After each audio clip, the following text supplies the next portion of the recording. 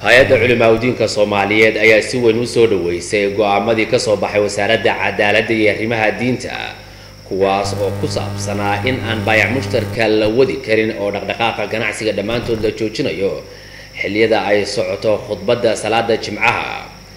waxa culimaawidiinka Soomaaliyeed hay-adoodu ay ugu baaqday laamaha ammaanku inay dabagal ku sameeyaan go'aamadaas ay wasaaraddu soo saartay isla markaana ay hubiyaan in ay hirgaleen go'aamadaasi.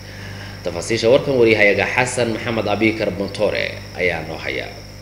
shirkan jaraa'ida uu maanta ku qabtay Muqdisho gudoomiye ku-xigeenka hay'adda culimada Soomaaliyeed Sheekh Nuur Baaruud Gurxan waxa uu ku ayiday wareegtadii shalay ka soo baxday wasaaradda garsoorka awqaafta iyo arrimaha diinta ee ku aadanayd in si rasmi ah loo joojiyo dhaqdhaqaaqa ganacsiga maalmaha Jimcaha gaar ahaan xilliga la gudanayo salaada Jimcaha iyo dhageysiga khudbadaha labada ah ee ka horeeya salaada Jimcaha. waxauna sheekhu ugu baaqay laamaha ammaanka dawladda iyo maamulka gobolka Banaadirba in ay waajib ku tahay dhaqangelinta wareegtadaasi loogana fadhiyo in ay waajibaadkooda ka soo dhalaalaan maadaama arinkani uu yahay mid diini ah. koobaad waxaan ka codsanaynaa bulshada Soomaaliyeed ee muslimka ee ganacsatada ah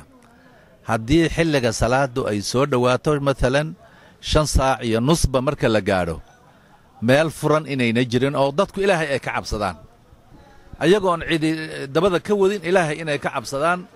nin walba dukaankiisa iyo goobtiisa inuu xidho masaajidkana aado yani wasaaraddu inay intay soo gudbiso dawladdu ay fulin weyso dawladdu ajhiisay leedahay boolis baa jira nabad sugid baa jirta yani maxay qabanayaan wasaaraddu amarka ay soo fuliso ay soo saarto waa inay fuliyaan wasaaradduna waa inay dabagal ku samayso sababta loo fulin waayo arrinta waa inay wasaaraddu dabagal ku samayso hay-adaha ay wada shaqaynta leeyihiinna waa inay arrintaa fuliyaan haddiiba amarkii wasaaradda ka soo baxay aan la fulinaynin hadda waxa way kolka macna daraa soo bixi wasaaradda xukunkeedii iyo maamulkeedii iyo amarkeedii inuusan macna lahayn yaa soo bixi marka dawladnimada waxa waa laga ilaaliyaa. dhinaca kale Sheekh Nuur Baaruud Gurxan ayaa kula taliyay dadweynaha Soomaaliyeed ee ku hoos nool goobaha ay ku sugan yihiin maleeshiyooyinka al-shabaab ee al-qaacidoobay. dadweynaha Soomaaliyeed hadda ka horna waan idin sheegay inay nimankaasi diin shuqul ku lahayn oo khawaarij yihiin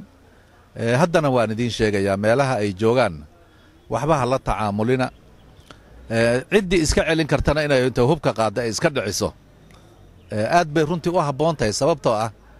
hadda qof daalim ah oo maalkaaga ka qaadan oo ku dili hadda